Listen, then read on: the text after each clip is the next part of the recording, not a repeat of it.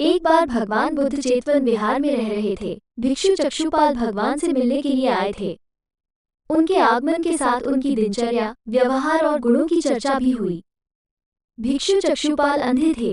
एक दिन विहार के कुछ भिक्षुओं ने कुछ मरे हुए कीड़ों को चक्षुपाल की कुटी के बाहर पाया और उन्होंने चक्षुपाल की निंदा करनी शुरू कर दी कि उन्होंने इन जीवित प्राणियों की हत्या की।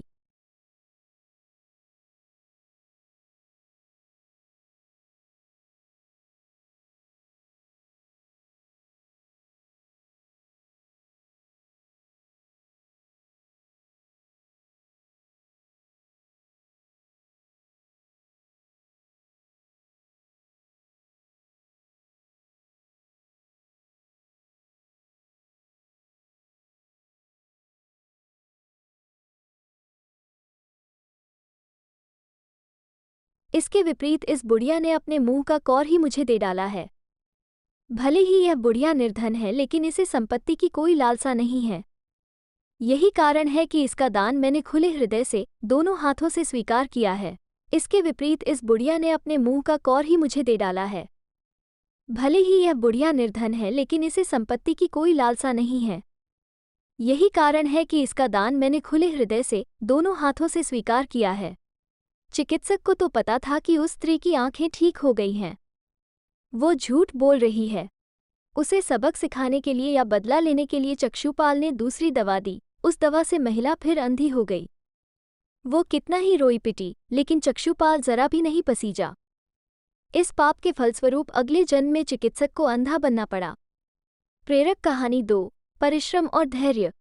एक बार भगवान बुद्ध अपने अनुयायियों के साथ किसी गांव में उपदेश देने जा रहे थे।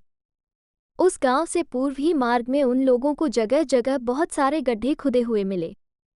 बुद्ध के एक शिष्य ने उन गड्ढों को देखकर जिज्ञासा प्रकट की, आखिर इस तरह गड्ढे का खुदे होने का तात्पर्य क्या है?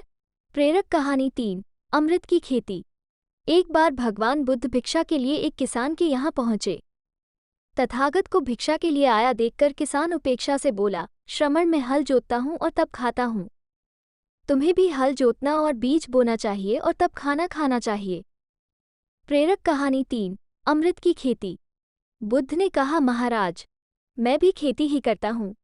इस पर किसान को जिज्ञासा हुई और वो बोला, मैं न तो तुम्हारे पास हल देखता हूँ, ना बैल और ना ही खेती का स्थल। तब आप कैसे कहते हैं कि आप भी खेती ही करते हो? आप कृपया अपनी खेती के संबंध में समझाइए। प्रेरक कहानी 4, दान की महिमा। भगवान बुद्ध का जब पाटलिपुत्र में शुभागमन हुआ तो हर व्यक्ति अपनी अपनी सांपत्तिक स्थिति के अनुसार उन्हें उपहार देने की योजना बनाने लगा। बुद्ध बोले, पानी की तलाश में किसी व्यक्ति ने इतने गड्ढे खोदे हैं। यदि वह धैर्यपूर्वक एक ही स्थान पर गड्ढे खोदता तो उसे पानी अवश्य मिल जाता, पर वो थोड़ी देर गड्ढा खोदता और पानी न मिलने पर दूसरा गड्ढा खोदना शुरू कर देता। व्यक्ति को परिश्रम करने के साथ धैर्य भी रखना चाहिए।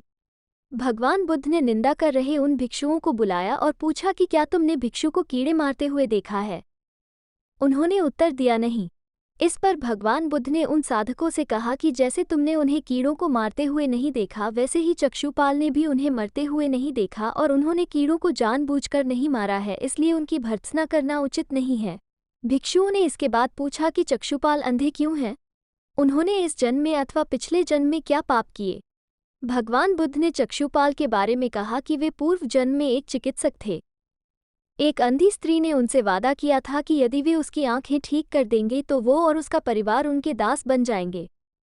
स्त्री की आंखें ठीक हो गईं, पर उसने दासी बनने के भय से यह मानने से इनकार कर दिया। मैं वचन और कर्म में संयत रहता हूँ। मैं अपनी इस खेती को बेकार घास से मुक्त रखता हूँ और आनंद की फसल काट लेने तक प्रयत्नशील रहने वाला हूँ। अप्रमाद मेरा बैल है जो बाधाएं देखकर भी पीछे मुंह नहीं मोड़ता है। वो मुझे सीधा शांति धाम तक ले जाता है। इस प्रकार मैं अमृत की खेती करता हूँ। ये सुन बुद्धदेव मुस्कुराए और बोले, राजन, आप सबने अवश्य बहुमूल्य उपहार दिए हैं, किंतु ये सब आपकी संपत्ति का 10वां हिस्सा भी नहीं है। आपने ये दान दीनों और गरीबों की भलाई के लिए नहीं किया है, इसलिए आपका ये दान सात्विक दान की श्रेणी में नहीं आ सकता। भिक्षुओं ने इसके बाद पूछा कि चक्षुपाल अंधे क्यों हैं? उन्होंने इस जन्म में अथवा पिछले जन्म में क्या पाप किए? भगवान बुद्ध ने चक्षुपाल के बारे में कहा कि वे पूर्व जन्म में एक चिकित्सक थे।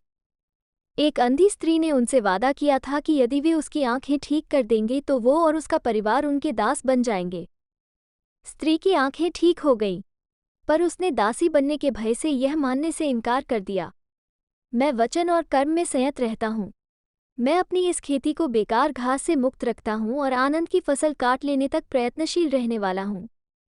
अप्रमाद मेरा बैल है जो बाधाएं देखकर भी पीछे मुंह नहीं मोड़ता है। वो मुझे सीधा शांति धाम तक ले जाता है। इस प्रकार मैं अमृत की खेती करता हूँ। ये सुन बुद्धदेव मुस्कुराए और बोले, राजन, आप सबने अवश्य बहुमूल्य उपहार दिए हैं, किंतु ये सब आपकी संपत्ति का 10वां हिस्सा भी नहीं है। आपने ये दान दीनों और गरीबों की भलाई के लिए नहीं किया है, इसलिए आपका ये दान सात्विक दान की श्रेणी में नहीं आ सकता। राजा बिंबिसार ने जब ये देखा तो उन्होंने बुद्धदेव से कहा, भगवन क्षमा करें, एक प्रश्न पूछना चाहता हूँ। हम सबने आपको कीमती और बड़े बड़े उपहार दिए जिन्हें आपने एक हाथ से ग्रहण किया, लेकिन इस बुढ़िया द्वारा दिए गए छोटे एवं जूठे फल को आपने दोनों हाथों से ग्रहण किया। भी कीमती हीरे, मोती और रत्न उन्हें पेश किए। बुद्धदेव ने सबको एक हाथ से सहर्ष स्वीकार किया। इसके बाद मंत्रियों, सेठों, साहूकारों ने अपने अपने उपहार उन्हें अर्पित किए और बुद्धदेव ने उन सबको एक हाथ से स्वीकार कर लिया।